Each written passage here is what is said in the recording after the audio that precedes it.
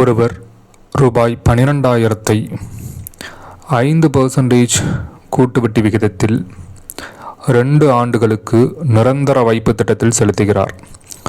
நிரந்தர வைப்பு முதிர்வுக்கு தொகையாக அவர் எவ்வளவு பெறுவார்? சம்பள கூட்டு வட்டின்னு கொடுத்துருந்தாலும் இதை சிம்பிள் இன்ட்ரெஸ்ட் ஃபார்முலா வச்சு இதை ஆன்சர் பண்ணலாம். 2 ஆண்டுகளுக்கு அப்படின்னு கொடுத்தனால சிம்பிள் இன்ட்ரெஸ்ட் ஃபார்முலாவை 2 முறை பயன்படுத்தணும். ஃபஸ்ட்டு சிம்பிள் இன்ட்ரெஸ்ட்டுக்கான formula SI is equal to PNR divided by 100.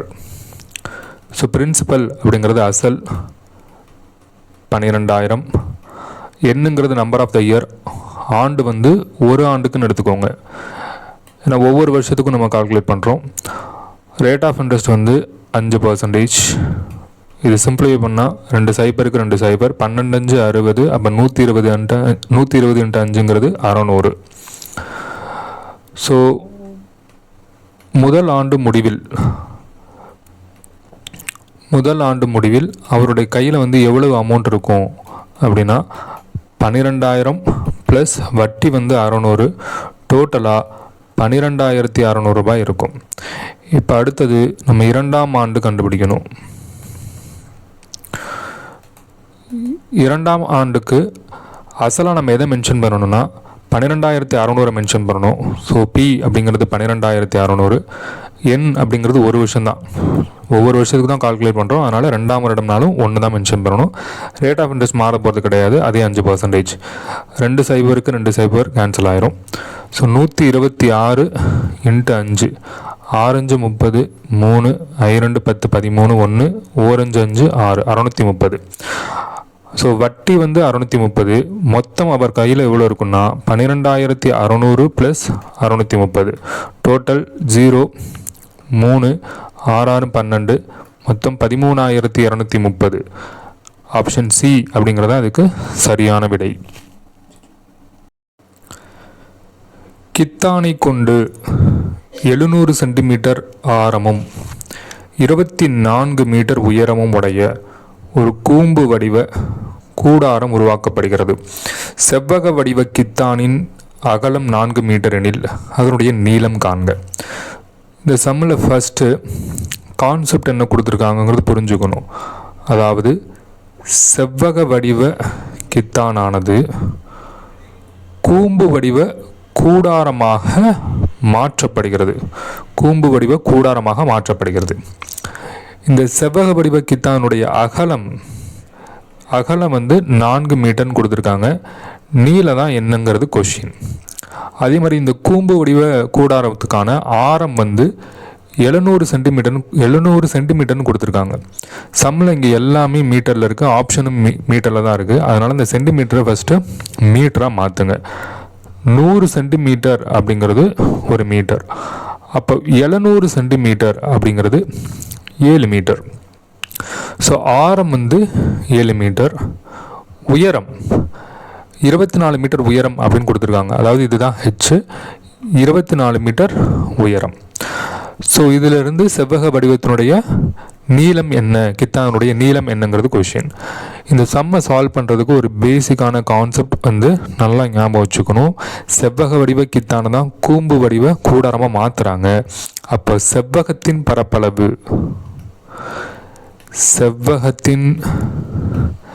பரப்பளவு அப்படிங்கிறது எதற்கு சமமாக இருக்கும் அப்படின்னா கூம்பு வடிவ கூடாரத்தின், அதாவது கூம்பின் வலைப்பரப்புக்கு சமமாக இருக்கும். ஸோ செவ்வக வடிவ கித்தானுடைய பரப்பளவானது கூம்பு வடிவ கூடாரத்தினுடைய வலைப்பரப்புக்கு சமமாக இருக்கும். ஸோ செவ்வகத்தின் பரப்பளவுக்கு ஃபார்முலா வந்து L×B. கூம்பின் வலைப்பரப்புக்கு ஃபார்முலா வந்து πr/L. சார் இங்கேயும் எல் இருக்குது இங்கேயும் எல் இருக்குன்னு சொல்லிட்டு ரெண்டையும் கேன்சல் பண்ணிடக்கூடாது. இது செவ்வகத்தினுடைய நீளம், இது கூம்பினது நீளம், இது ரெண்டையும் கேன்சல் பண்ணக்கூடாது.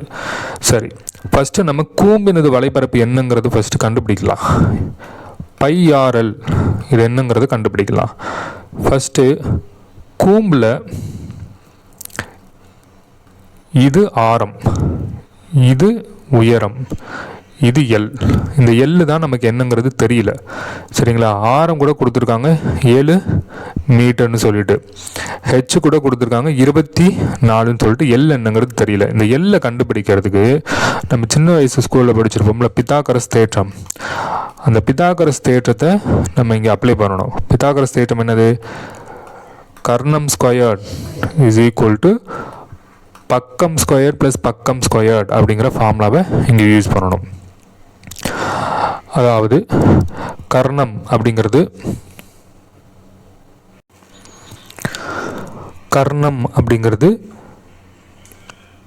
L squared. ஸோ பக்கம் ஸ்கொயர்ட் அப்படிங்கிறது H squared plus R squared. So H அப்படிங்கிறது ஆல்ரெடி அவங்க கொடுத்துருக்காங்க 24 ஸ்கொயர், ஆரம் 7 ஸ்கொயர். ஸோ எல்லு தான் நமக்கு தேவை. அதனால் ஸ்கொயர்டுங்கிறது இந்த சைடு வந்துருச்சுன்னா ரூட்டாக மாறிடும். ஸோ ஃபஸ்ட்டு 24 ஸ்கொயர்டு என்னங்கிறத பார்க்கலாம். நன்னாங்க 16 1 42 8 42 8 16 17 5 ரூட் ஆஃப் 576 7 ஸ்கொயருங்கிறது 49. இது ரெண்டையும் ஆட் பண்ணிங்கன்னா 9 15 8 8 2 10 12 625. ஸோ ரூட் 625 வேல்யூ என்னென்னு பார்த்தீங்கன்னா 25. இப்போ தெரியலனா டானா வகுத்தல் கூட போட்டுக்கோங்க. 625 டானா வகுத்தலை பிரிச்சிங்கன்னா 1 5 5 2 10 5 5 25 2 10 5 5 25 5 5 25. ஸோ இந்த 2 5லேருந்து ஒரு 5, இந்த 2 5லேருந்து ஒரு 5. ஸோ 5 × 5ங்கிறது 25.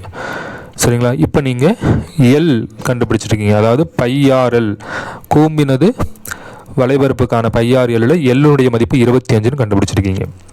இப்போ அடுத்தது ஃபஸ்ட்டு நம்ம இனிஷியலாக டெரைவ் பண்ண செவ்வகத்தின்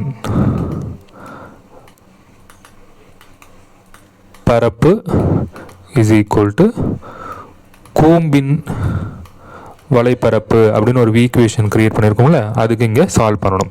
செவ்வகத்தின் பரப்பளவுக்கு எல் இன்ட்டு பின்னு தெரியும், கூம்பினது வலைப்பரப்பு πRL அப்படிங்கிறது தெரியும். எல் இப்போ நம்ம கண்டுபிடிச்சிட்டோம். ஏன்னா இங்கே செவ்வக வடிவ கித்தான தானே கூம்புடைய கூடாரமாக மாற்றி வச்சுருக்கோம். அதனால் இது ரெண்டும் சமம்னு சொல்லிட்டு தான் டெரைவ் பண்ணணும். ஸோ நீளம் தான் அவங்க கண்டுபிடிக்க சொல்லியிருக்காங்க. அகலம் அவங்களே கொடுத்துருக்காங்க சம்பளம் 4 மீட்டர்னு சொல்லிட்டு. பையுடைய வேல்யூ வந்து 22/7, ஆரம் வந்து 7 மீட்டரு. எல் இப்போ தான் கண்டுபிடிச்சோம் 25. ஸோ இந்த 7க்கு இந்த 7 கேன்சல் ஆயிரும். 2 2 4 2 2 2 25 11வது வாய்ப்பாடு போட்டிங்கன்னா 11வது வாய்ப்பாடுங்கனால ரொம்ப ஈஸி. 2யும் 5யும் பிரித்து போட்டுருங்க. இது 2யும் ஆட் பண்ணி போட்டுருங்க. 275. ஸோ 275 இந்த 2 ஈக்குவல்ட்டுக்கு இந்த சைடு இருந்துச்சுன்னா வகுத்தலாம் மாறும். அப்போ 2 2 2 6 7 2 14 5 2 10 137.5 மீட்டர் அப்படிங்கிறது தான் அதுக்கு சரியான விடை. மிஸ்ஸிங் நம்பர் கொடுத்துருக்காங்க. அடுத்த எண்ணை காண்க. 1, 2, 6, 24, 120, கொஸ்டின் மார்க். சரி, ஸோ ஃபஸ்ட்டு 1 × 2 2. ஸோ அந்த 2 தான் இது. அடுத்தது 2 × 3 6. இங்கே 6 வந்துடுச்சு. அடுத்து 6 × 4 24. ஸோ அந்த 24 தான் இது. அடுத்து 24 × 5 4 22 2 10 12. ஸோ 24 5 120. ஸோ அந்த 120 தான் இது. இப்போ ஆட்டோமேட்டிக்காக அடுத்தது என்ன தான் வரணும்? 2 3 4 5னா இங்கே 6 தான் வரணும். ஸோ 12 72, அதாவது 720. இப்போ ஆன்சர் ஆப்ஷன் சிங்கிறது தான் அதுக்கு சரியான விடை. x is to y is equal to 2 is to 1 எனில் x square minus y squared is to x square plus y squared என்பது என்ன? ஃபஸ்ட்டு விகிதம் அப்படின்னாவே நம்ம பின்னமாக எழுதிக்கலாம். விகிதம்னாலே பின்னமாக எழுதிக்கலாம். x/y is equal to 2/1. So ஈக்குவலாகவே எழுதிக்கலாம். x is equal to 2, y is equal to 1 அப்படிங்கிறது தான் அதனுடைய மதிப்பு. ஸோ இந்த வேல்யூவை டைரெக்டாக இங்கே சப்ஸ்டியூட் பண்ணலாம். x ஸ்கொயர்ட் அப்படின்னா 2 ஸ்கொயர் மைனஸ் y ஸ்கொயர் அப்படின்னா 1 ஸ்கொயர். ஈஸ்ட்னா பின்னமாக எழுதிக்கலாமா? அடுத்தது x ஸ்கொயர்ட் அப்படின்னா 2 ஸ்கொயர் ப்ளஸ் y ஸ்கொயர்ட் அப்படின்னா 1 ஸ்கொயர். ஸோ இங்கே 4 மைனஸ் 1 டிவைடட் பை 4 ப்ளஸ் 1, அப்போ 3/5. விகிதமாக எழுதுனீங்கன்னா 3:5 அப்படிங்கிறது அதுக்கு ஆன்சர். ஆப்ஷன் டி அப்படிங்கிறது அதுக்கு சரியான விடை.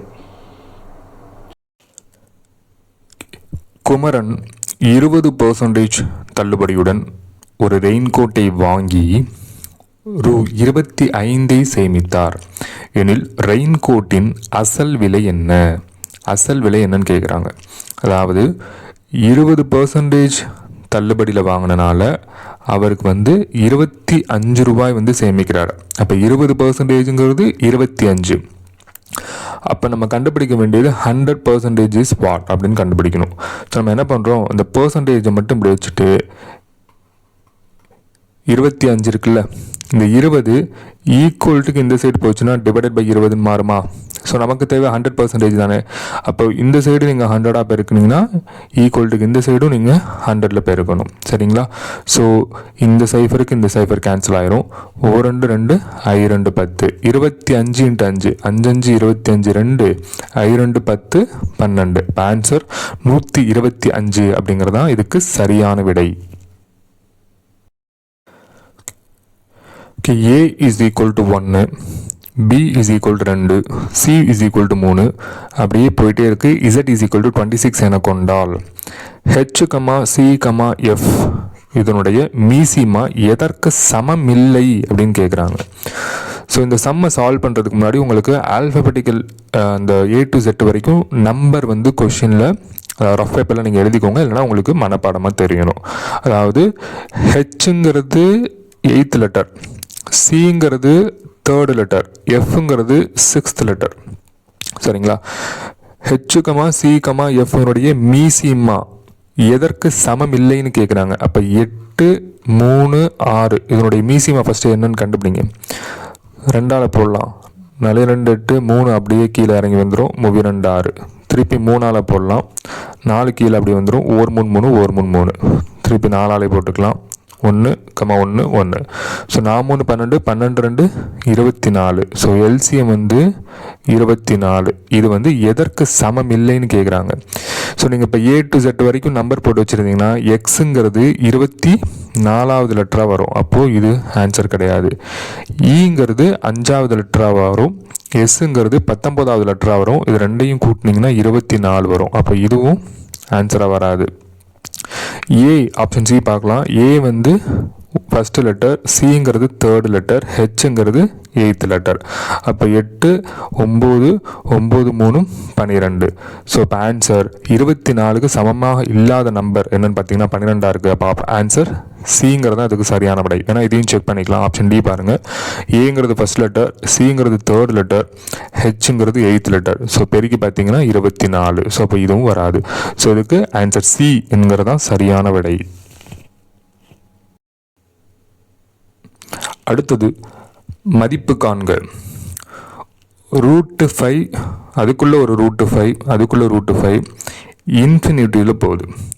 ஸோ இது மாதிரி மெத்தடில் வந்தாவே நீங்கள் கண்ணை மூடிட்டு ஆன்சர் போட்டுடலாம். ரூட்டுக்குள்ளே என்ன வேல்யூ இருக்கோ அதுதான் ஆன்சர். ஸோ 5^1 5 தான் ஆன்சர். ஸோ இதுலேயே இன்னும் 2 மாடல் இருக்குது, அதையும் நல்லா தெரிஞ்சுக்கோங்க. இது பெருக்கல்ல இருக்குது. இதுவே கூட்டலில் கொடுத்துருந்தாங்கன்னா ஃபார் எக்ஸாம்பிள் ரூட்டுக்குள்ளே 42 ப்ளஸ் √42 ப்ளஸ் √42 போயிட்டே இருக்குது இன்ஃபினிட்டிவ் அப்படின்னா இதனுடைய வேல்யூ என்னவாக இருக்கும் அப்படின்னா, நல்லா கவனிங்க. இங்கே ப்ளஸ்ஸில் இருக்குது. ப்ளஸ்ஸில் இருந்துச்சுன்னா ஃபஸ்ட்டு இதை பிரிங்க, நெருக்கமான நம்பராக பிரிங்க. 5 35 6 42. ஸோ 6 42 நெருக்கமான நம்பரில் பிரித்து இங்கே ப்ளஸ்ஸில் வந்துச்சுன்னா நீங்கள் இந்த இடத்துல பெரிய நம்பர் எடுத்துக்கணும். இப்போ ஆன்சர் 7ங்கிறது தான் இதுக்கு ஆன்சர். சரிங்களா?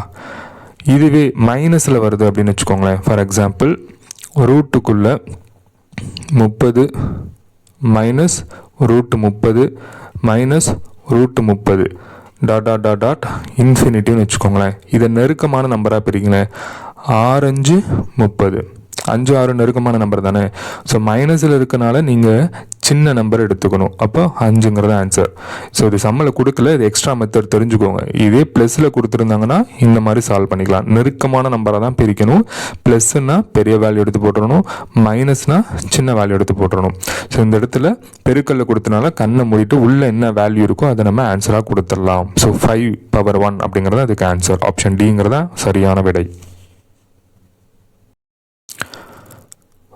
ஒரு அரைக்கோளத்தில் காணப்படும் மீப்பெருவட்டங்களின் எண்ணிக்கை எவ்வளவு? ஒரு அரைக்கோளத்தில் காணப்படும் மீப்பெருவட்டங்களின் எண்ணிக்கை எத்தனை? ஃபஸ்ட்டு ஒரு அரைக்கோளம் வரைஞ்சுக்கோங்க. ஸோ நம்மளே பார்க்கலாம். இங்கே பாருங்கள், ஒரு அரைக்கோளத்தில் காணப்படும் மீப்பெருவட்டங்களின் எண்ணிக்கை 1 தான். ஏன்னா இதுக்கு கீழெல்லாம் நீங்கள் வட்டம் போட்டிங்கன்னா அதை விட சின்னதாக போயிட்டே இருக்கும். சரிங்களா? அரைக்கோளத்தில் காணப்படும் மீப்பெருவட்டங்களின் எண்ணிக்கை 1 தான். இதே கோலம்னு கொடுத்துருந்தாங்கன்னு வச்சுக்கோங்களேன். கோலத்தில் காணப்படும் மீப்பெரு வட்டங்களின் எண்ணிக்கை எத்தனைன்னு கேட்டால் எண்ணற்றவை, இன்ஃபினிட்டிவ்.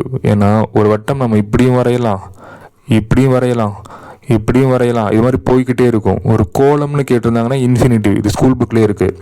இதே அரைக்கோளம்னு கேட்டனால மீப்பெரு வட்டங்களின் எண்ணிக்கை இந்த மேலே உள்ள பாகம் மட்டும்தான் ஆன்சர். இதுக்கு 1 அப்படிங்கிறது தான் இதுக்கு சரியான விடை. Option A. உயரம் 4 மீட்டர் மற்றும் அடிப்பரப்பு 500 சதுர மீட்டர் கொண்ட ஒரு உருளையின் கன அளவை காண்க. ஸோ ஃபஸ்ட்டு உருளையின் கன அளவுக்கு ஃபார்முலா தெரியணும். உருளையின் கன அளவுக்கு வந்து πr²h. ஸோ ஒரு உருளை எப்படி இருக்கும்? இந்த மாதிரி. இது ஆரம், இது உயரம், கீழேயும் ஆரம். அவங்க அடிப்பரப்பு கொடுத்துருக்காங்க 500 சதுர மீட்டர்னு சொல்லிட்டு. ஸோ உருளையுடைய அடிப்பரப்பு என்னது? πr². ஏன்னா அடிப்பரப்புங்கிறது ஒரு வட்ட வடிவில் தான் இருக்கும். சரிங்களா? அப்போ உருளையுடைய அடிப்பரப்பு வந்து πr² அப்படிங்கிறது தெரிஞ்சிருக்கணும். சரிங்களா? So formula πr²h. ஸோ அவங்க சம்மில் πr² கொடுத்துட்டாங்க 500ன்னு சொல்லிட்டு. அப்போ h 4. ஸோ ரெண்டையும் பெருக்கி போட்டிங்கன்னா 2000 மீட்டர் கியூப் அப்படிங்கிறது தான் இதுக்கு சரியான விடை. ஆப்ஷன் ஏ அப்படிங்கிறது தான் இதுக்கு சரியான விடை. 3x plus 4y is to 4x plus 6y is equal to 22 is to 32 எனில் x is to y என்பது என்ன? ஃபஸ்ட்டு விகிதம் நம்ம பின்னமாக எழுதிக்கலாமா? ஸோ அப்போது 3x plus 4y divided by 4x plus 6y equal to 22 divided by 32. இப்போ X Y என்னது மதிப்பெண்ணு காண்கன்னு சொல்லியிருக்காங்க. நீங்கள் என்ன பண்ணிடக்கூடாதுன்னா, இங்கேயும் 2ஆல் அடிப்படும், இங்கேயும் 2ஆல் அடிப்படும் சொல்லிட்டு 2 2 6 12 சொல்லிட்டு அடிச்சிடாதீங்க. ஏன்னா இந்த சைடு எக்ஸ் ப்ளஸ் ஒய்யோட வேல்யூ இந்த சைடு இருக்குது. இப்போ இங்கே 2ஆல் அடிச்சிங்கன்னா இங்கேயும் 2ஆல் அடிக்கணும், இங்கேயும் 2ஆல் அடிச்சிங்கன்னா இங்கேயும் 2ஆல் அடிக்கணும். ஸோ அந்த மிஸ்டேக் மட்டும் நீங்கள் எடுத்தோன்னே பண்ணிடாதீங்க. ஃபஸ்ட்டே நம்ம சம்மை சால்வ் பண்ணிட்டு தான் லாஸ்ட்டாக தான் நம்ம சிம்பிளை பண்ணணும். So 3x plus 4y divided by 4x plus 6y is equal to 22/32. So equal இருக்கிறனால ரெண்டையும் நம்ம ஃபஸ்ட்டு என்ன பண்ணணும்? குறுக்கு பெருக்கல் பெருக்கணும். So 32 into 3x plus 4y is equal to 22 into 4x plus 6y. So 32 3 எவ்வளோ ஆச்சு? 32 6 3 9 96x. அடுத்தது 42 8 3 12 128y. அடுத்தது 42 8 42 8. So 88x. 6 12 1 6 12 1 3. இப்போ 132y. எக்ஸ் எல்லாம் ஒரு சைடு கொண்டு வந்துடுங்க. ஸோ 96x இந்த side 88x equal to 132y minus 128y. So 96 minus 88 அப்படின்னா எவ்வளோ வருது ஆன்சர்? இங்கே 8xன்னு வரும். கரெக்டுங்களா? இங்கே 12 10 8 போச்சுன்னா 2 4 4yன்னு வரும் இங்கே. சரிங்களா? இப்போ எக்ஸ் ஒய்யெல்லாம் ஒரு சைடு கொண்டு வந்துடுங்க. x/yன்னு வந்துடும்.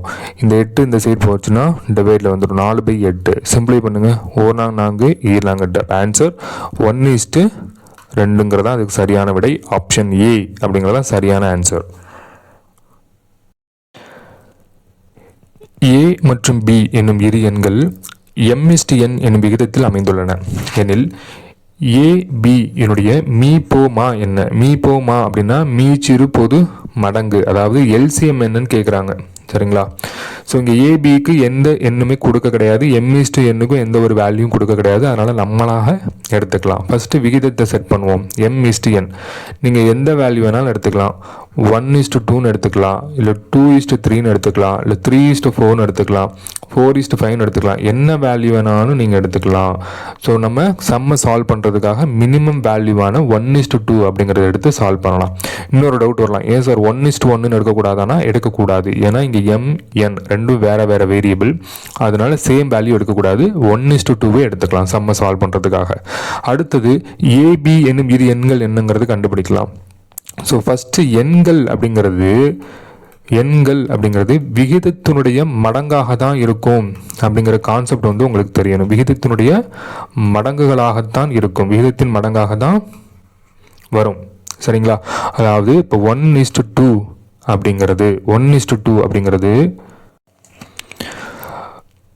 2 மடங்காக வரலாம், இல்லை 3 மடங்காக வரலாம், இல்லை மல்டிப்ளை வித் 4 வரலாம், மல்டிப்ளை வித் 5 அப்படின்னு எனி வேல்யூ வேணால் வரலாம். இங்கேயும் சம்மை சால்வ் பண்ணுறதுக்காக மினிமம் வேல்யூவாக எடுத்துக்கலாம். அப்போ பெருக்குனிங்கன்னா 1 × 2ங்கிறது 2, 2 × 2ங்கிறது 4. சரிங்களா? ஸோ சம்மை சால்வ் பண்ணுறதுக்காக மினிமம் வேல்யூ எடுத்துருக்குறோம். ஸோ எண்கள் கண்டுபிடிச்சாச்சு 2,4, விகிதம் வந்து 1:2. சரிங்களா? ஸோ அவங்க கேட்குறது ஏபியினுடைய மீபோமா எல்சிஎம் என்னவா இருக்கும் அப்படிங்கிற மாதிரி கேட்குறாங்க. அப்போ ஃபஸ்ட்டு இங்கே பாருங்கள், 2,4க்கு எல்சிஎம் கண்டுபிடிங்க. 2 4 2 4, அப்போ எல்சிஎம் வந்து 4. ஸோ இந்த ஆப்ஷனில் எது வந்து சரியாக வரும் அப்படின்னு கேட்குறாங்க. ஃபஸ்ட்டு பாருங்கள், MNAB. என்னது இங்கே பாருங்கள், 1 2 ஆல்ரெடி சூஸ் பண்ணி வச்சுருக்கீங்க. ஏபிங்கிறது என்னது? இந்த வேல்யூ 2 4. இப்போ ஆப்ஷனில் வந்து செக் பண்ணுங்கள். MA 1 × 2 தானே வரும். எல்சிஎம்க்கு மேட்ச் ஆகுதா? 4 வருதா? இல்லை. அப்போ இது ஆன்சர் கிடையாது. அடுத்தது NB, என்னங்கிறது 2, பிங்கிறது 4, அப்போ 2 × 4ங்கிறது 8. எல்சிஎம்க்கு மேட்ச் ஆகுதா? அப்போ இதுவும் கிடையாது. அடுத்து MB எடுங்க. எம்ங்கிறது 1, பிங்கிறது 4, 1 × 4ங்கிறது 4. அப்போ ஆன்சர் சிங்கிறது தான் அதுக்கு சரியான விடை. எல்சிஎம்க்கு மேட்ச் ஆகுது பாருங்கள். சரிங்களா? இதே ஏபி எடுத்து பாருங்களேன். ஏங்கிறது 2, பிங்கிறது 4, அப்போ 8. இதுவும் எல்சிஎம்க்கு மேட்ச் ஆகலை. ஸோ ஆப்ஷன் எல்சிஎம்க்கு மேட்ச் ஆகிறது வந்து ஆப்ஷன் சிங்கிறது தான் இதுக்கு சரியான விடை.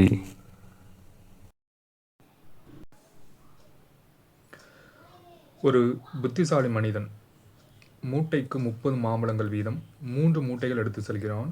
ஒவ்வொரு சுங்கச்சாவடியை தாண்டும் பொழுதும் மூட்டைக்கு ஒரு மாம்பழம் தர வேண்டும். 30 சுங்கச்சாவடிகளை தாண்டும் பொழுது அவனிடம் எத்தனை மாம்பழங்கள் மீதம் இருக்கும்? டிஎன்பிஎஸ்சியுடைய கொஷின் ஸ்டாண்டர்ட், அதாவது தரம் உயர்த்தப்பட்டது அப்படிங்கிறதுக்கு இந்த சம் வந்து ஒரு ஆகச்சிறந்த எக்ஸாம்பிள். இந்த சம் ரொம்ப ஈஸி தான், புரிஞ்சுக்கிட்டால் ரொம்ப ஈஸி. சம் எப்படி சால்வ் பண்ணுறதுங்கிறத பார்க்கலாம். இந்த சம்மிலேருந்து 2 முக்கியமான பாயிண்ட் தெரிஞ்சுக்கணும். என்னென்னா, மூட்டையினது கொள்ளளவு வந்து 30 பழங்கள். சரிங்களா? ஒரு மூட்டையில் 30 பழங்கள் வரைக்கும் நீங்கள் வச்சுக்கலாம். ரெண்டாவது, டோல் சார்ஜ், அதாவது டோல் சார்ஜ் பார்த்தீங்கன்னா மூட்டைக்கு ஒரு பழம். நீங்கள் எத்தனை மூட்டை வச்சுருந்தாலும் சரி, அதுக்குள்ளே நீங்கள் எத்தனை பழங்கள் வச்சுருந்தாலும் சரி, ஒரு மூட்டையில் 10 பழம் தான் வச்சுருந்தாலும் ஒரு மூட்டைக்கு ஒரு பழம் கொடுக்கணுங்கிறது டோல் சார்ஜ். இந்த கான்செப்ட் ரெண்டையும் பிடிச்சிட்டிங்கன்னு வச்சுக்கோங்க, சம் ஈஸியாக சால்வ் பண்ணிடலாம். ஸோ மூட்டையினது கொள்ளளவுங்கிறது 30 பழங்கள், டோல் சார்ஜ் வந்து மூட்டைக்கு ஒரு பழம். சரிங்களா? ஸோ ஃபஸ்ட்டு மொத்தம் அவர்கிட்ட 3 மூட்டைகள் இருக்குது. ஒரு மூட்டையில் 30 பழங்கள் இருக்குது. அப்போ 3 மூட்டையும் சேர்த்து அவருக்கு 90 பழங்கள் வந்து அவர் எடுத்துகிட்டு போகிறாரு. சரிங்களா? ஃபஸ்ட்டு 10 சுங்கசாவடியை தாண்டுறாரு. 10 சுங்கசாவடியை தாண்டுறாரு. ஒரு சுங்கசாவடிக்கு ஒரு மூட்டைக்கு ஒரு பழம் வீதம். 3 மூட்டை வச்சுருக்கிறாரா? அப்போ 3 பழம் எடுப்பாங்க. அப்போ 10 சுங்கசாவடியில் அவர் 30 பழங்களை இழந்துருவார். 30 பழங்கள் வந்து இழந்துருவார். ஸோ அப்போது மீதி அவர்கிட்ட எத்தனை பழம் இருக்கும்? டோட்டலாக 90 பழமா, 30 பழங்கள் போயிருந்தா டோல் சார்ஜா, மீதி அவருக்கு 60 பழங்கள் இருக்கும். இந்த 60 பழங்கள் அவர் என்ன பண்ணுறாரு அப்படின்னா, புத்திசாலி மனிதனில் 2 மூட்டையாக கன்வெர்ட் பண்ணுறாரு. சரிங்களா? 2 மூட்டையாக கன்வெர்ட் பண்ணுறாரு. ஏன்னா ஒரு மூட்டை எனக்கு கொள்ளளவு 30 பழம் இல்லை, 60 பழத்தை 2 மூட்டையாக கன்வெர்ட் பண்ணுறாரு. அடுத்து ஒரு 15 சுங்கசாவடியை தாண்டாரு. 15 சுங்கசாவடியை தாண்டாரு. இப்போ மூட்டைக்கு ஒரு பழம் வீதம். அப்போ 2 மூட்டைக்கு 2 பழம் போகுமா? அப்போ 15 சுங்கசாவடிக்கு ஒரு சுங்கசாவடியில் 2 பழம் போக 15 சுங்கசாவடிக்கு 30 பழங்கள் வந்து இழந்துருவார். 30 பழங்கள் வந்து இழப்பு. அப்போ மீதி எத்தனை பழம் இருக்கும்? 60 பழத்தை 30 பழம் போச்சுன்னா மீதி வந்து அவர்கிட்ட 30 பழங்கள் இருக்கும். அந்த 30 பழங்களையும் அவர் என்ன பண்ணுறாரு? ஒரு மூட்டையாக கன்வெர்ட் பண்ணுறாரு. ஒரு மூட்டையாக கன்வெர்ட் பண்ணிட்டாரா? அடுத்து லாஸ்ட்டாக பாருங்க, 10 சுங்கசாவடி, 15 சுங்கசாவடி, டோட்டலாக 25 சுங்கசாவடி முடிஞ்சிருச்சு. இன்னும் 5 சுங்கசாவடி தான். 5 சுங்கசாவடியை தாண்டுறாரு. 5 சுங்கசாவடிக்கு ஒரு மூட்டை தான் வச்சுருக்கிறாரு. அப்போது ஒரு பழம் தான், ஒரு சுங்கசாவடிக்கு ஒரு பழம் தான் எடுப்பாங்க. டோட்டலாக 5 பழங்கள் வந்து இழந்துருவார். 5 சுங்கசாவடியில் 5 பழங்கள் இழந்துருவார். இப்போ மீதி 30 பழங்களில் 5 பழம் போயிடுச்சுன்னா மீதி 25 பழங்கள் வந்து லாஸ்ட்டாக அவர் எடுத்துகிட்டு போவார். சரிங்களா? இதுதான் ஆன்சர்.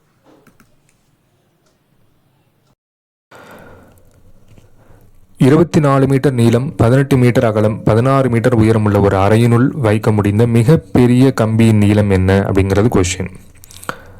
நீளம், அகலம், உயரம் கொடுத்துட்டாவே அது ஒரு கன செவ்வகம் அப்படிங்கிற கான்செப்ட் வந்து நமக்கு தெரியணும். கியூபாய்ட். நீளம், அகலம், உயரம் கொடுத்துட்டா அது வந்து ஒரு கியூபாய்ட். இது நீளம் 24 மீட்டர், இது அகலம் 18 மீட்டர், உயரம் வந்து 16 மீட்டர். ஸோ இதனுடைய அறையினுள் வைக்க முடிந்த மிகப்பெரிய கம்பியின் நீளம்னா இதை டயகனல் கேட்குறாங்க, மூளை விட்டம் கேட்குறாங்க. ஸோ மூளை விட்டம் கண்டுபிடிக்கிறதுக்கு ஃபார்முலா, கன செவ்வகத்தினுடைய மூளை விட்டம் கண்டுபிடிக்கிறதுக்கு ஃபார்முலா வந்து D = √L² + B² + H². So L அப்படிங்கிறது 24², Bங்கிறது 18², Hங்கிறது 16². ஸோ √24²ங்கிறது 24 × 24, 16, 4 2 8, 4 2 8, 8 16, 17, மிச்சம் 1, 2 2 4, 576. 576. 18²ங்கிறது 324, 16²ங்கிறது 256. ஸோ இது எல்லாத்தையும் ஆட் பண்ணலாம்.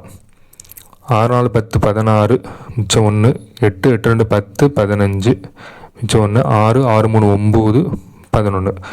ஸோ 1156 பிரித்து போடலாம். ஸ்கொயர் ரூட் என்னங்கிறது பார்க்கலாம். ஸோ 2ஆல் போட்டிங்கன்னா 2 10, 7 2 14, 8 2 16. திருப்பி 2ஆல் போடலாம். 2 2 4, 8 2 16, 9 2 18. ஸோ அடுத்தது 17 17 289. ஸோ அப்போது 2 × 17 வரும். அப்போ ஆன்சர் வந்து 34 மீட்டர் அப்படிங்கிறது அதுக்கு சரியான விடை. ஆப்ஷன் சிங்கிறது தான் சரியான விடை. இரு எண்களின் மீசிமா ஆனது மீபேகாவின் 6 மடங்காகும். மீபேகா 12 மற்றும் ஓர் எண் 36 எனில் மற்றொரு எண்ணை காண்க. மீபேகா அப்படின்னாலும் HCF தான் அர்த்தம். அதாவது மீ பெரு காரணி, இல்லை இந்த மீ போவா, மீ பெரு பொது வகுத்தி, அல்லது மீ பேவா. சரிங்களா? இது எல்லாமே HCF தான் மீன் பண்ணுது. சரிங்களா? ஸோ இரு எண்களின் மீசிமாவானது மீபேகாவின் 6 மடங்கு. அதாவது LCM அப்படிங்கிறது 6 times of HCF. மீபேகாவின் 6 மடங்கு. அடுத்தது HCFோட வேல்யூ வந்து கொடுத்துருக்காங்க 12. ஓர் எண் ஏன்னு எடுத்துக்கிறேன் 36. மற்றொரு எண்ணை காண்க, பி என்னன்னு கேட்குறாங்க. ஸோ உங்களுக்கு ஒரு கான்செப்ட் தெரியணும். என்னென்னா, இரு எண்களின் பெருக்கல் பலன், இரு எண்களின் பெருக்கற்பலன் எதற்கு சமமாக இருக்குன்னா, மீசிமா மற்றும் மீபேவா இதனுடைய பெருக்கற்பலனுக்கு சமமாக இருக்கும் அப்படிங்கிற கான்செப்ட் வந்து கண்டிப்பாக தெரிஞ்சிருக்கணும். சரிங்களா? அப்போ இரு எண்களின் பெருக்கற் பலன்கிறது ஏ இன்ட்டு பியா. மீசிமா என்னங்கிறது அவங்க கொடுத்துருக்காங்களா? டைரெக்டாக கொடுக்கல, இன்டைரக்டாக கொடுத்துருக்காங்க. அப்போது 6 டைம்ஸ் ஆஃப் ஹெச்சிஎஃப். மீபேவோடைய வேல்யூ 12. இந்த ஹெச்சிஎஃப்க்கு அவங்க கொடுத்த வேல்யூ சப்ஸ்டியூட் பண்ணிக்கலாமா? 6 இன்ட்டு 12 இன்ட்டு 12. ஒரு எண் கொடுத்துருக்காங்க 36ன்னு சொல்லிட்டு, இன்னொரு எண் என்னன்னு கேட்குறாங்க. ஸோ இதை ஃபஸ்ட்டு இதை சிம்பிளை பண்ணிக்கலாம். 1 6 6 36, 1 6 6 12. அப்போ இன்னொரு எண் என்னது? 12 24. ஸோ அப்போ ஆன்சர் ஏ அப்படிங்கிறது அதுக்கு சரியான விடை. இரு எண்களின் மீபோவா 11, அதாவது மீப்பெரு பொது வகுத்தி ஹெச்சிஎஃப் 11 மற்றும் அவற்றினுடைய மீசிமா 693. ஓர் எண் 77 எனில் மற்றொரு எண் என்ன? ஸோ இதே மாடலில் ஏற்கனவே ஒரு சம் இதில் 2024 குரூப் 4 கொஸ்டினை கேட்டிருக்காங்க. ஸோ கான்செப்ட் என்னென்னா, இரு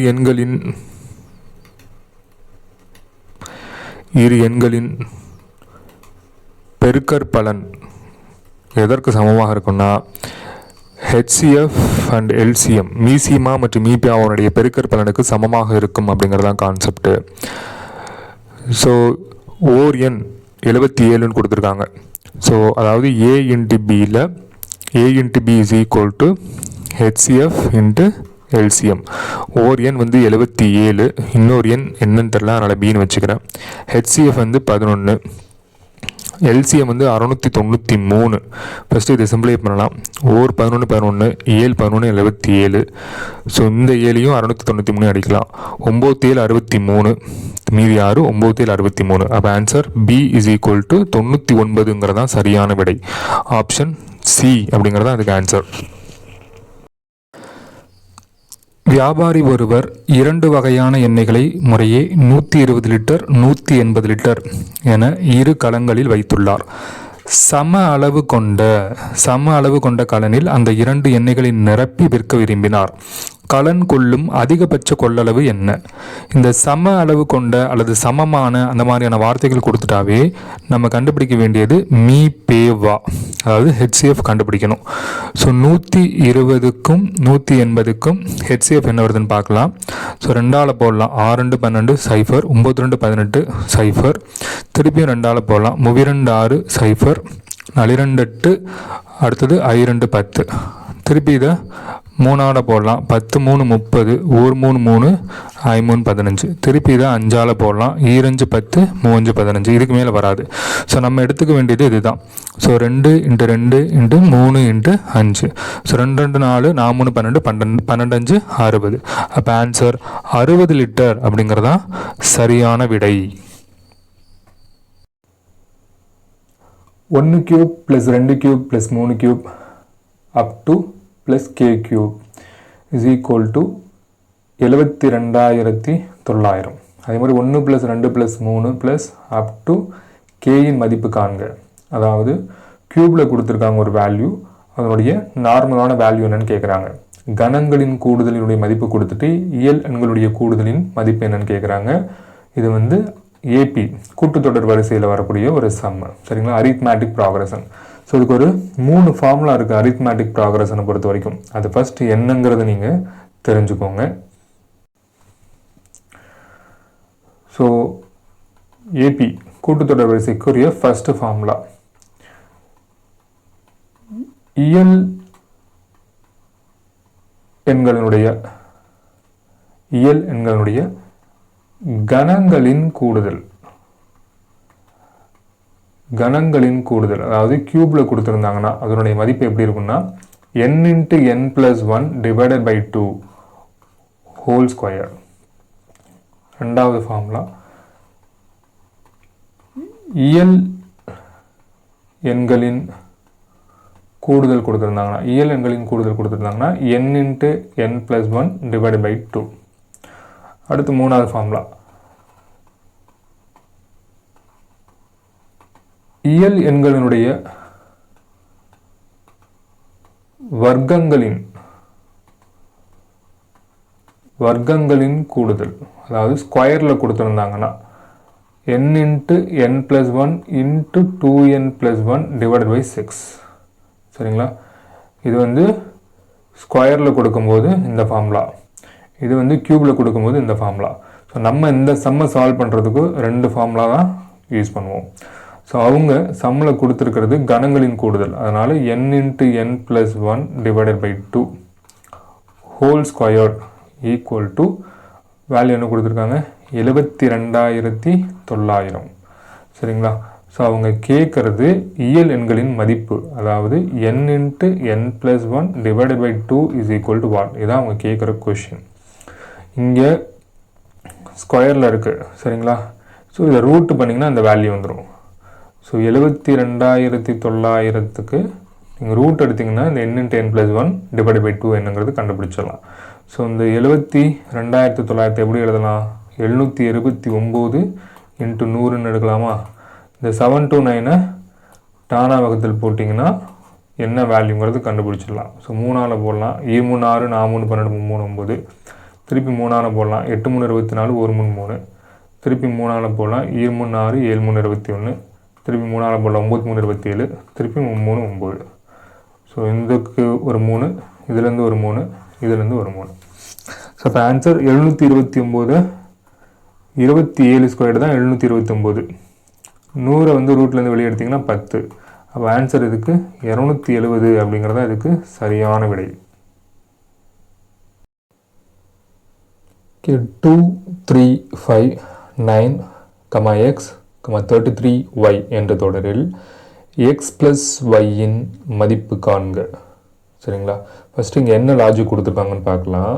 அதாவது 2 × 2 - 1, அப்போ என்ன வந்திருக்கு 3. ஸோ இந்த வேல்யூ வந்துருச்சு. அதே 3யை மல்டிப்ளை வித் 2, ஸோ 2 6 -1 5, ஸோ இந்த வேல்யூ வந்துருச்சு. அடுத்து 5 2ஆல் பெருக்குங்க -1, 2 10 -1 9, ஸோ இந்த வேல்யூ வந்துருச்சு. அடுத்து 9 2ஆல் பெருக்குங்க -1, 9 2 18 -1 17, அப்போ எக்ஸோட வேல்யூ அப்படிங்கிறது 17. ஸோ அடுத்தது 17 × 2 - 1, 34 - 1 33, இந்த வேல்யூ வந்துருச்சு. அடுத்து 33 × 2 - 1, 33 × 2ங்கிறது 66, 66 - 1 65, ஒய்யோட வேல்யூ 65. ஸோ எக்ஸோட வேல்யூ கண்டுபிடிச்சாச்சு, ஒய்யோட வேல்யூ கண்டுபிடிச்சாச்சு, 2ஐயும் ஆட் பண்ணிடுங்க. 65 + 17 அப்படிங்கிறது 75 80 82. அப்போ ஆன்சர் ஆப்ஷன் டி அப்படிங்கிறதா அதுக்கு சரியான விடை.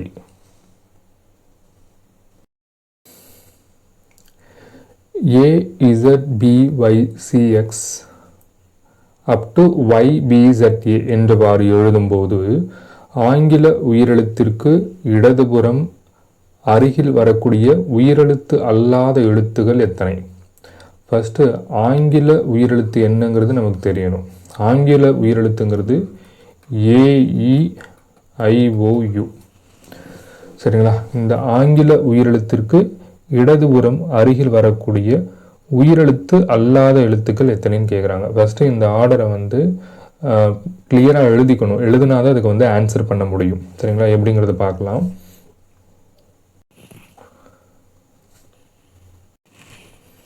ஃபஸ்ட்டு என்ன பண்ணியிருக்காங்க, ஃபார்வேர்டில் alphabetical letter A B C D E F G H I J K, அடுத்து L M N O P Q R S T U V W X Y Z. So forward எழுதியிருக்காங்க. அடுத்து ரிவர்ஸில் வந்து இங்கேருந்து ஆரம்பிச்சிருக்காங்க. A B மாற்றி எழுதிடாதீங்க, அங்கே என்ன ஃபார்மேட் கொடுத்துருக்காங்களோ அதை அப்படியே ஃபாலோ பண்ணிக்கோங்க. A B C D E F G H I J K L M N O P Q R S T U V W X Y Z. சரிங்களா?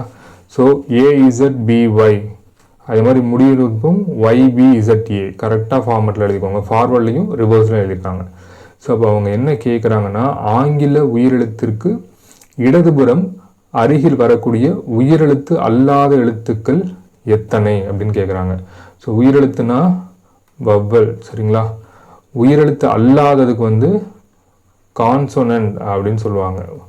கான்சோனன்ட் வவ்வல் எப்படி இருக்குது அதை தான் நம்ம இதுலேருந்து எழுத போகிறோம், சரிங்களா. உயிரெழுத்துங்கிறது வவ்வல், உயிரெழுத்து அல்லாத சொல்லுக்கு வந்து இங்கிலீஷில் வந்து கான்சோனன்ட் சொல்லுவாங்க. ஸோ கான்சோனன்ட் வவ்வல் எவ்வளோ இருக்குங்கிறது கவுண்ட் பண்ணி பார்க்க போகிறோம். ஸோ ஃபஸ்ட்டு வவ்வல் இங்கே இருக்கா, இதுக்கு முன்னாடி கான்சோனன்ட் இல்லை. அடுத்த வவ்வல் எங்கே இருக்குது, இங்கே இருக்குது இ, அதுக்கு முன்னாடி கான்சோனன்ட் தான் இருக்குது. ஸோ அப்போ WE எடுத்துக்கோங்க. அடுத்த வவ்வல் யூ இருக்குது, யூக்கு முன்னாடி F அதாவது கான்சனன்ட். ஸோ அப்போ FU எடுத்துக்கோங்க. அடுத்த வவ்வல் ஐ இருக்குங்களா, ஐக்கு முன்னாடி கான்சோனன்ட் S இருக்குது, அப்போது SI எடுத்துக்கோங்க. அடுத்த வவ்வல் எங்கே இருக்குது, O இருக்குது. ஸோ ஓக்கு லெஃப்டில் எல் தான் இருக்குது, அப்போ LO எடுத்துக்கோங்க. அடுத்த வவ்வல் ஓ இருக்குது, ஓக்கு முன்னாடி MO, ஸோ கான்சனன்ட் வவ்வல் தான் இருக்குது. அடுத்த வவ்வல் ஐ இருக்குது, ஐக்கு முன்னாடி கான்சனன்ட் தான் இருக்குது, அப்போ RI எடுத்துக்கோங்க. ஸோ அடுத்த வவ்வல் எங்கே இருக்குது, யூக்கு முன்னாடி கான்சனன்ட் தான் இருக்குது, அப்போ GU எடுத்துக்கோங்க. அடுத்த வவ்வல் இ இருக்குது, ஸோ ஈக்கு முன்னாடி கான்சனன்ட் V தான் இருக்குது, ஸோ BEயும் எடுத்துக்கோங்க. அடுத்த வவ்வல் ஏ இருக்குது, ஏக்கு முன்னாடி கான்சனன்ட் Z தான் இருக்குது, ZAன்னு எடுத்துக்கோங்க. ஸோ இந்த கான்செப்டை மேட்ச் பண்ணணும். கான்சனன்ட் வவ்வல் இருக்கான்னு செக் பண்ணிக்கோங்க, சரிங்களா. ஸோ இப்போ ஆன்சர் டோட்டலாக 9 அப்படிங்கிறத இதுக்கு சரியான விடை. பிளட் ரிலேஷன்லேருந்து ஒரு சம் கொடுத்துருக்காங்க. ரமீலா கூறுகையில், எனது மாமனாரான ராமநாதனின் ஒரே மகனான ராமன் ராகவியின் தந்தை. ரமணி ராகவியின் சகோதரி என்றால் ரமணி ராமநாதனுக்கு என்ன உறவு? ஸோ ஸ்டெப் பை ஸ்டெப்பாக சால்வ் பண்ணுங்கள். ஸோ ரமீலா அப்படிங்கிறவங்க ஃபஸ்ட்டு நோட் பண்ணுங்கள். ரமீலா எனது மாமனாரான ராமநாதன். அப்போ மாமனார்னா என்ன அர்த்தம்? தன்னோட பேரோட அப்பான்னு அர்த்தம், கரெக்டுங்களா. ஸோ ராமநாதன் அப்படிங்கிறத இங்கே எழுதுங்க. ராமநாதனின் ஒரே மகன் ராமன். ராமநாதனுடைய ஒரே மகன் வந்து ராமன், சரிங்களா. ஸோ இப்போ ராமனோட ஒய்ஃப் வந்து ரமீலா. ஸோ இதில் டவுட் வராது. ஸோ ரமீலா கூறுகையில், எனது மாமனாரான ராமநாதனின் ஒரே மகனான ராமன் ராகவியின் தந்தை. ராகவியின் தந்தை, ஸோ ராகவியின் தந்தை. அடுத்தது ரமணி ராகவியின் சகோதரி. ஸோ ரமணி ராகவியின் சகோதரி, இவங்க ரெண்டு பேரும் அக்கா தங்கச்சிங்க என்றால் ரமணி ராமநாதனுக்கு என்ன உறவு? ராமநாதனுக்கு என்ன உறவுன்னு பார்த்தீங்கன்னா ஆன்சர் பேத்தி. ஆப்ஷன் டிங்கிறது தான் சரியான விடை.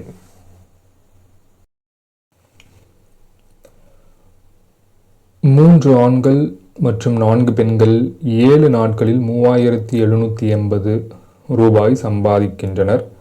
11 ஆண்கள் மற்றும் 13 பெண்கள் சேர்ந்து 8 நாட்களில் 15040 ரூபாய் சம்பாதிக்கின்றனர் எனில் 7 ஆண்கள் மற்றும் 9 பெண்கள் சேர்ந்து எவ்வளவு நாட்களில் ரூபாய் 12400 சம்பாதிப்பர் அப்படிங்கிறது கொஸ்டின். ஸோ ஃபஸ்ட்டு 3 ஆண்கள் 4 பெண்கள் 7 நாளில் 3780 ரூபா சம்பாதிக்கிறாங்கன்னா ஒரு நாளில் எவ்வளோ சம்பாதிப்பாங்க அப்படின்னு பார்த்தீங்கன்னா 3780 டிவைடட் பை 7, சரிங்களா. சிம்பிளை பண்ணிங்கன்னா 7 35, 4 28, 540. அதே மாதிரி 11 ஆண்கள் மற்றும் 13 பெண்கள் 11 ஆண்கள் 13 பெண்கள் சேர்ந்து 8 நாட்களில் 15040 ரூபாய் சம்பாதிப்பாங்கன்னா ஒரு நாளைக்கு எவ்வளோ ரூபாய் சம்பாதிப்பாங்கன்னா டிவைடட் பை 8 போட்டுடணும். ஸோ இதை சிம்பிளை பண்ணி பார்க்கலாம். 1 8 8, மீதி இங்கே போயிடும், 7 அங்கே போயிடும். அப்போ 8 8 64 6 திருப்பி 8 8 64 0. ஸோ 3 ஆண்கள் 4 பெண்கள் ஒரு நாளில் 540 ரூபா சம்பாதிப்பாங்க. 11 ஆண்கள் மற்றும் 13 பெண்கள் ஒரு நாள் 2 பேரும் சேர்ந்து 1880 ரூபா சம்பாதிப்பாங்க. இதை ஈக்குவேஷன் நம்பர் 1ன்னு எடுத்துக்கிறேன், இதை ஈக்குவேஷன் நம்பர் 2ன்னு எடுத்துக்கிறேன். அப்போ தான் 7 ஆண்கள் மற்றும் 9 பெண்கள் சேர்ந்து எவ்வளவு நாளில் 12,400 சம்பாதிப்பார்கள் நம்ம கண்டுபிடிக்க முடியும். ஃபஸ்ட்டு இந்த ஈக்குவேஷனை சால்வ் பண்ணலாம். ஈக்குவேஷனை சால்வ் பண்ணுறதுக்காக ஃபஸ்ட்டு ஈக்குவேஷனை 11ஆல் மல்டிப்ளை பண்ணிக்கலாம், ரெண்டாவது ஈக்குவேஷனை 3ஆல் மல்டிப்ளை பண்ணிக்கலாம். இது ரெண்டையும் சேம் ஆயிரும். இதுலேருந்து நம்ம சிம்பிளை பண்ணுறதுக்கு ஈஸியாக இருக்கும். எப்படிங்கிறத பார்க்கலாம். ஸோ ஃபஸ்ட்டு ஈக்குவேஷன் வந்து 11ஆல் மல்டிப்ளை பண்ணிக்கலாம். ஃபஸ்ட்டு ஈக்குவேஷன் என்ன கொடுத்துருக்காங்க, அதாவது 3 ஆண்கள் மற்றும் 4 பெண்கள் சேர்ந்து ஒரு நாளோட ஊதியம் வந்து 540. 11 ஆண்கள் மற்றும் 13 பெண்கள் 2 பேரும் சேர்ந்து ஒரு நாளோட ஊதியம் வந்து 1880. ஸோ இது ரெண்டாவது ஈக்குவேஷன். ஸோ ஃபஸ்ட்டு ஈக்குவேஷனை 11ஆல் மல்டிப்ளை பண்ணிங்கன்னா 33 ஆண்கள் ப்ளஸ் 44 பெண்கள் 540 11ஆல் மல்டிப்ளை பண்ணிங்கன்னா 5 4 9ன்னு வரும். 11ஆல் வாய்ப்பானால பிரித்து போட்டு கூட்டிக்கலாம். 0 5940ன்னு வரும். அடுத்து ரெண்டாவது ஈக்குவேஷனை 3ஆல் மல்டிப்ளை பண்ணிக்கலாம். அப்போ தான் 33 ஆண்கள் வரும் ப்ளஸ் 13 3 39 பெண்கள் வரும். 1880 × 3 0 3 24 2 3 24 6க்கு 2 1 3 3 5 5640. ஸோ ரெண்டு ஈக்குவேஷனையும் மைனஸ் பண்ணிடலாம். ஸோ மைனஸ் பண்ணிங்கன்னா சைன் எல்லாம் மாறிடும். 33 ஆண்களும் இந்த 33 ஆண்களும் கேன்சல் ஆயிரும். ஸோ இங்கே 5 பெண்கள்னு வரும். 44 மைனஸ் 39 5 பெண்களா ஈக்குவல் டு 0 0 3ன்னு வரும். அப்போ ஒரு பெண் எவ்வளோ சம்பாதிப்பாங்க அப்படின்னு பார்த்தா 300/5 60 அப்படின்னு வரும். ஒரு பெண்ணோட சம்பாத்தியம் வந்து 60. ஸோ இப்போ இந்த 60 ரூபாய், இந்த ஒரு பெண் சம்பாதிக்கிற 60 ரூபாய் வந்து ஈக்குவேஷன் 1ல் போயிட்டு சப்ஸ்டியூட் பண்ணி என்ன ஆன்சர் வருதுங்கிறத பார்க்கலாம். ஸோ 3 ஆண்கள், அதாவது ஈக்குவேஷன் 1ல் 3 ஆண்கள் 4 பெண்களா, அப்போ 4 6 24 240 540. ஸோ 3 ஆண்கள் அப்படியே வச்சுக்கோங்க. 240 இந்த சைடு போயிடுச்சுன்னா 300ன்னு வரும். அப்போ ஒரு ஆணோட சம்பாத்தியம் எவ்வளோன்னு பார்த்தீங்கன்னா 100ன்னு வரும். ஸோ நீங்கள் கண்டுபிடிச்சாச்சு, ஒரு பெண்கள் வந்து 60ன்னு கண்டுபிடிச்சாச்சு, ஒரு ஆணோட சம்பாத்தியம் வந்து 100ன்னு கண்டுபிடிச்சாச்சு. இப்போ அவங்க கேட்குற கொஷின் 7 ஆண்கள், சரிங்களா, 7 ஆண்கள் மற்றும் 9 பெண்கள் சேர்ந்து எத்தனை நாட்களில் 12,400 சம்பாதிப்பர் அப்படின்னு கேட்குறாங்க. ஃபஸ்ட்டு இந்த 7 ஆண்கள் வந்து ஒரு நாளோட சம்பாத்தியம் வந்து 700. ஏன்னா இங்கே ஒரு ஆண் வந்து 100, அப்போ 7 ஆண்கள் சேர்த்து 700. ஒரு பெண் வந்து 60, அப்போ 9 பெண்கள் சேர்ந்து 9 6 54 540. 7 ஆண்கள் 9 பெண்கள் சேர்ந்து ஒரு நாளோட ஊதியம் எவ்வளோன்னு பார்த்தீங்கன்னா 7 3 10 12 1240. ஒரு நாளோட ஊதியம் 1240. அப்போ 12,400 ரூபா எத்தனை நாளில் சம்பாதிப்பாங்க அப்படின்னு பார்த்தீங்கன்னா 10 நாளில் சம்பாதிப்பாங்கன்னு ஈஸியாக கண்டுபிடிச்சிடலாம். சரிங்களா? ஏன்னா 12,400 / 1240ன்னு வரும். சிம்பிளை பண்ணிங்கன்னா 10ன்னு வரும். ஓகே, ஸோ 10 நாளில் அவங்க 12,400 ரூபாய் சம்பாதிப்பாங்க. இதுதான் ஆன்சர். அசல் தொகை ரூபாய் 10,000 ஆனது 15% ஆண்டு வட்டியில் 3 ஆண்டுகளுக்கு கிடைக்கும் கூட்டு வட்டிக்கும் தனி வட்டிக்கும் இடையேயான வித்தியாசம் காண்க. ஃபஸ்ட்டு கூட்டு வட்டிக்கும் தனி வட்டிக்கும் இடையேயான வித்தியாசத்துக்கு வந்து ஃபார்முலா இருக்குது. ஒருவேளை சம்பளம் 2 வருஷம்னு கொடுத்துருந்தாங்கன்னா, 2 வருடம் கொடுத்துருந்தாங்கன்னா P/R² / 100² ஃபார்முலா. இந்த சம்பளம் வந்து 3 ஆண்டுகளுக்குன்னு கொடுத்துருக்காங்க. சரிங்களா? ஸோ 3 ஆண்டுகளுக்கு வந்து ஃபார்முலா வந்து P/R² / 100² × 3 + R / 100. சரிங்களா? ஸோ சம்பளம் 3 ஆண்டுகளுக்கு கிடைக்கும் கூட்டு வட்டிக்கும் தனி வட்டிக்கும் இடையான வித்தியாசம் காண்க அப்படிங்கிறனால நம்ம இந்த ஃபார்முலாவை எடுத்துக்கலாம். ஸோ சம் எப்படின்னு சால்வ் பண்ணி பார்க்கலாம். Formula P of R square divided by 100 square into 3 plus R divided by 100. So அசல் அவங்களே கொடுத்துட்டாங்க 10,000. ரேட் ஆஃப் இன்ட்ரெஸ்ட்டும் அவங்களே கொடுத்துருக்காங்க. ஸோ 15% அப்படின்னு சொல்லிட்டு இப்போ 15 × 15 ஆர் ஸ்கொயர்டு இல்லை 100 ஸ்கொயர்டுங்கிறனால 10,000 வரும். இன்ட்டு 3 ப்ளஸ் ஆறுங்கிறது 15 டிவைட் பை 100. இந்த 10,000க்கும் இந்த 10,000க்கும் கேன்சல் ஆயிரும். 15 225. ஸோ இதை சிம்பிளை பண்ணிங்கன்னா குறுக்கு பெருக்கல் பெருக்கிக்கலாம். ஸோ 300 + 15 டிவைடட் பை 100ன்னு வரும். ஸோ 225 × 315 டிவைடட் பை 100 சிம்பிளை பண்ணி பார்க்கலாம். ஸோ 225 315 பெருக்கி போடலாம். 5 5 25 2 2 10 12 1 2 10 11. ஸோ 5 2 2 திருப்பி 5 3 15 1 2 6 7 2 6 கூட்டினீங்கன்னா 5 7 7 8 7 2 9 10 7. ஸோ இப்போ 708.75 அப்படிங்கிறது தான் அதுக்கு சரியான விடை. டிவைட் பை 100 இருக்குல்ல, அப்போ 2 ஸ்தானம் தள்ளி புள்ளி குத்தணும். 708.75 தான் அதுக்கு சரியான விடை. ஒருவர் ரூபாய் 2,000 6% தனி வட்டிக்கு கடன் வாங்குகிறார். ஓராண்டு முடிவில் ரூபாய் 1,000 திருப்பி செலுத்துகிறார் எனில் அவர் அக்கடனை 2ஆம் ஆண்டு முடிவில் முழுவதுமாக முடிக்க எவ்வளவு தொகை செலுத்த வேண்டும்? ஸோ ஒருத்தர் என்ன பண்ணுறாரு, 2,000 ரூபாயை 6% தனி வட்டிக்கு கடன் வாங்குகிறார். ஓராண்டு முடிவில் 1,000 ரூபாயை திருப்பி செலுத்துறாரு. அப்போது இந்த 2,000க்கு ஒரு வருஷத்துக்கு எவ்வளோ வட்டின்னு பார்க்கலாம். ஒரு வருஷத்துக்கு 120 ரூபா வட்டி. 120 ரூபா வட்டி. அவர் என்ன பண்ணுறாரு, 1,000 ரூபாயை திருப்பி கொடுத்துட்றாரு. சரிங்களா? அப்போ நீங்கள் 2வது வருடம் என்ன கால்குலேட் பண்ணணும் அப்படின்னா, இந்த 1,000 ரூபாய்க்கு தான் வட்டி எவ்வளோன்னு பார்க்கணும். ஏன்னா இது வந்து வட்டிக்கு வட்டி போட அவங்க ஒன்றும் கூட்டு வட்டி கிடையாது, தனி வட்டின்னு கிளியராக மென்ஷன் பண்ணிட்டாங்க. அதனால 1,000 ரூபாய் திருப்பி கொடுத்தனால மீதி இருக்கிற 1,000 ரூபாய்க்கு தான் நம்ம வட்டி எவ்வளோன்னு பார்க்கணும். ஸோ 2வது வருஷம் 6% தனி வட்டி வீதம் ஒரு ஆண்டுக்கு 2 சைஃபருக்கு 2 சைஃபர் கேன்சல் ஆயிரும். 60 ரூபா வட்டி. ஸோ டோட்டலாக 2 வருஷத்துக்கான வட்டி வந்து 180. சரிங்களா? கொடுக்க வேண்டிய காசு வந்து 1,000 ரூபா. டோட்டலாக 1,180 அப்படிங்கிறதா இதுக்கு சரியான விடை. ஆப்ஷன் பிங்கிறதா இதுக்கு சரியான விடை. விக்னேஷ் 2 ஆண்டுகளுக்கு 4% வட்டி வீதத்தில் ரூபாய் 10,000 கடனாக பெற்றார்.